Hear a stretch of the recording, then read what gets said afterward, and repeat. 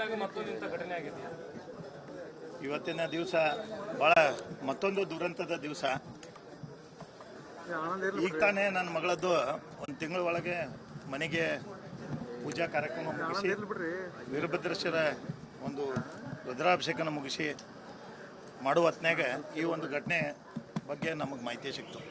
ನನ್ನ ವಾರ್ಡ್ನಲ್ಲೇ ಏನು 68ನೇ ವಾರ್ಡ್ ನನ್ನ ಹುಬ್ಳಿ ಧಾರವಾಡ ಮಹಾನಗರ ಪಾಲಿಕೆಯಲ್ಲಿ ಕೂಡ ನಾನು ಏನು ಪ್ರತಿಭಟನೆ ಮಾಡಿ ಇಡೀ ದೇಶಾದ್ಯಂತ ರಾಜ್ಯಾದ್ಯಂತ ಎಲ್ಲ ಹೋರಾಟ ಆಯಿತು. ಎಲ್ಲ ಪಕ್ಷಾತೀತ ಜಾತ್ಯತೀತ ಹೋರಾಟ ಮಾಡಿದ್ರು ಕೂಡ ಈ ಕಳೆದ 15 ದಿವಸ 20 ದಿವಸಗಳೊಳಗೆ ಮತ್ತೊಂದು ಮಾಡ್ರಾಕೈತಂದ್ರೆ ಇದು ಎಂಥ ಅವ್ಯವಸ್ಥೆ. ಈಗ ನಾನು ಯಾರ ಮೇಲೆ ಬ್ಲೇಮ್ ಮಾಡಬೇಕು ಏನು ಒಂದು ಅರ್ಥ ಆಗ್ತಾ ಇಲ್ಲ. ಅದ್ರ ಜೊತೆಗೆ ಮತ್ತೆ ಮಾದರಿ ಯಾರು ನಮ್ಮನ್ನ ಹೇಳ್ತಾನೆ ಅಂದರೆ ನೇಹಾ ಹೆಂಗೆ ಹತ್ಯೆ ಆಗಿದ್ದಾಳ ಅದೇ ರೀತಿಯೇ ನಿನ್ನೂ ಕೂಡ ಕೊಲ್ತೇನೆ, ಮುಂಜಾಗ್ರತವಾಗಿ ಫೋನ್ ಮಾಡಿ ಮನೆಗೆ ಬಂದು ಧಮಕಿ ಹಾಕಿ ಬೆಳಗ್ಗೆ 4 ಮಂದಿ ಅವ್ರ ಸಹೋದರ ಅವ್ರ ಮನೆಯಲ್ಲೇ ಎಲ್ಲರೂ ಅದಾರ, ಅವ್ರ ಅಜ್ಜಿ ಅದಾರ, ಅವ್ರ ಅಕ್ಕಂಗಿರ ಅದಾರ, ಎಲ್ಲರೂ ಹಾಡಾಗಲ್ಲ ಅವ್ರ ಮುಂದೆ ಇನ್ನು ಬೆಳ್ಳಂಬೆಳಗ್ಗೆ 5:30ಕ್ಕೆ ಅಂದರೆ ಬಾಗ್ಲ ಬಾರಿಸಿ ಈ ರೀತಿ ಕೃತ್ಯ ಮಾಡಿದ್ದಾರೆ. ಇದಕ್ಕೆ ನಾನು ತೀವ್ರವಾಗಿ ಖಂಡಿಸ್ತೀನಿ.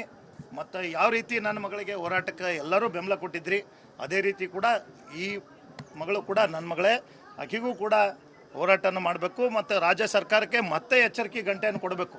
ಈಗಾಗಲೇ ದೇಶಾದ್ಯಂತ ಹೋರಾಟ ಆಗಿದೆ. ಈ ರೀತಿ ಎಲ್ಲರೂ ಮಕ್ಕಳನ್ನ ಕೊಲೆ ಮಾಡೋದಾಗಿದ್ರೆ ಮತ್ತು ಹೆಣ್ಮಕ್ಳನ್ನ ನಾವು ಹುಟ್ಟಿಸಿ ನಾವು ಇದ್ದು ಇಲ್ದಂಗಂಥ ಪರಿಸ್ಥಿತಿ ಬರ್ತಿತ್ತು.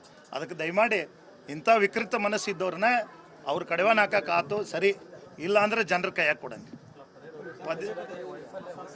ಈಗಾಗಲೇ ನಾನು ಹಿಂದಕ್ಕೂ ಕೂಡ ನಾನು ಹೇಳಿದ್ದೇನೆ ಮಾನ್ಯ ಗೃಹ ಸಚಿವರಿಗೆ, ಇಲ್ಲೇ ನಮ್ಮ ಆಯುಕ್ತರು ಯಾವುದೇ ರೀತಿಯಿಂದ ಕ್ರಮ ಇಲ್ಲ. ನಾನು ನೇರವಾಗಿ ಕಮಿಷನರ್ನೇ ಇಲ್ಲಿಂದ ಟ್ರಾನ್ಸ್ಫರ್ ಮಾಡಿ ಅಂತ ಹೇಳಿದ್ದೀನಿ ನನ್ನ ಕೇಸ್ ಆದಾಗ, ನನ್ನ ಮಗಳ ಕೇಸ್ ಆದಾಗ. ಆದರೂ ಕೂಡ ನಡಿ ಈಗ ಶುರು ಮಾಡೋಣ.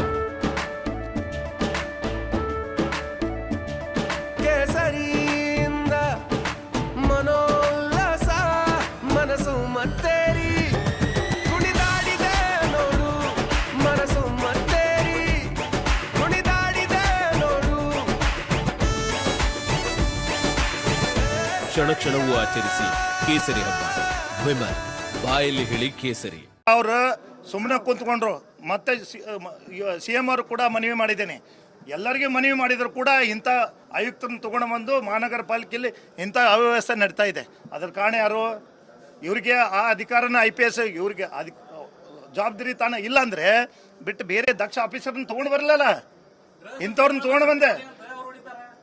ಈಗಾಗಲೇ ಸಿಕ್ಕಾಪಟ್ಟಿ ಈಗಾಗಲೇ ಎಲ್ಲಿ ಬೇಕಾದಲ್ಲಿ ಅಫೀಮು, ಗಾಂಜಾ, ಡ್ರಗ್ಸು ಈ ನಮೂನಿ ಮಾಫಿಯಾ ನಡೀತಾ ಇದೆ. ಅದ್ರ ಜೊತೆಗೆ ಯುವಕರೆಲ್ಲ ಹಾಳಾಗ್ತಾ ಇದ್ದಾರೆ.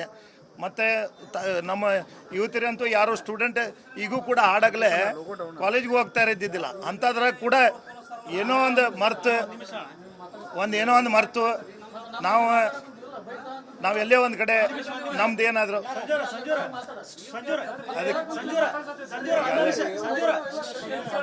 ಈಗಾಗಲೇ ದಯಮಾಡಿ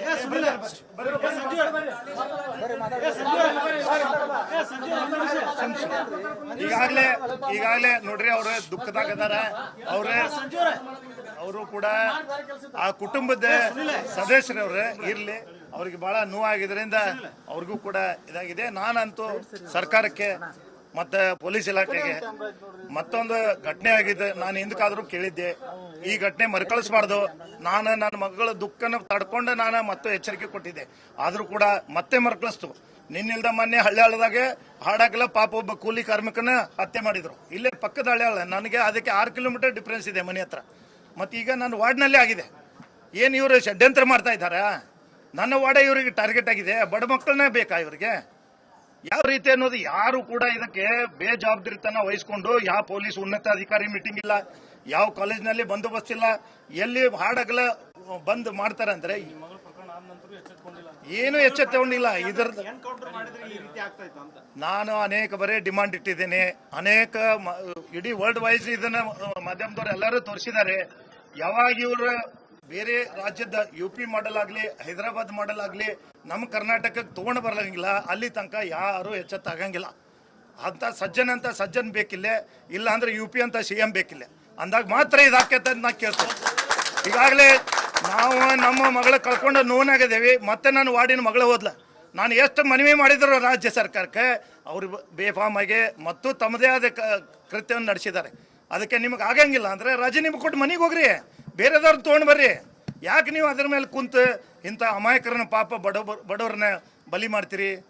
ಇಂಥ ವಿಕೃತ ಮನಸ್ಸಿದ್ದವ್ರನ್ನ ಸಮಾಜನ ನೀವು ಕಟ್ಟಕ್ಕೆ ಆಗಂಗಿಲ್ಲ ಅಂದರೆ, ನಿಮಗೆ ಮಫ್ತಿ ಮೇಲೆ ಪೊಲೀಸರು ಕಳ್ಸೋಕ್ಕಾಗಲ್ಲ ಅಂದರೆ ಎದಕ್ಕೆ ನೀವು ಅಧಿಕಾರ ವಹಿಸ್ಕೊತೀರಿ? ಕಮಿಷನರ್ಗೆ ಅವಾಗ ಹೇಳಿ ನಾನು, ಅವರು ಈ ರೀತಿ ಡೈವರ್ಟ್ ಮಾಡಿ ಈ ರೀತಿ ಹೇಳ್ಕೊಂತ ಕುಂತು ಇದನ್ನೆಲ್ಲ ಫೇಲ್ಯೂರ್ ಮಾಡಕ್ಕೆ ಮತ್ತೊಂದು ಘಟನೆ ಆಗಕ್ಕೆ ಅವರೇ ಮೂಲ ಕಾರಣ ಅಂತ ನಾನು ಅಂತೇನೆ. ಯಾಕಂದ್ರೆ ಇಷ್ಟೊತ್ತಿಗೆ ಅಂದ್ರೆ ಆಗ್ಬೇಕಾಯ್ತು. ಅದಕ್ಕೆ ನಾನು ಈಗಾದರೂ ಕೂಡ ರಾಜ್ಯ ಸರ್ಕಾರ ಎಚ್ಚೆತ್ತಿ ಅದಕ್ಕೆ ಇಮಿಡಿಯೇಟ್ಲಿ ಎನ್ಕೌಂಟರ್ ಮಾಡಿದ್ರೆ ಎಲ್ಲರಿಗೂ ಕೂಡ ಒಂದು ನೆಮ್ಮದಿ ಅಂತ ಕಾಣಿಸ್ತೈತೆ ಅಂತ ನನಗೆ ಅನ್ಸೈತಿ. ಮುಂದೆ ಬರೋ ಅಹಿತಕರ ಘಟನೆಗೆ ಅವರಿಗೆ ಇತ್ತೀಸರಿ ಹಾಡ್ತಾರ ಅಂತ ನಾನು ಕೇಳ್ತೇನೆ.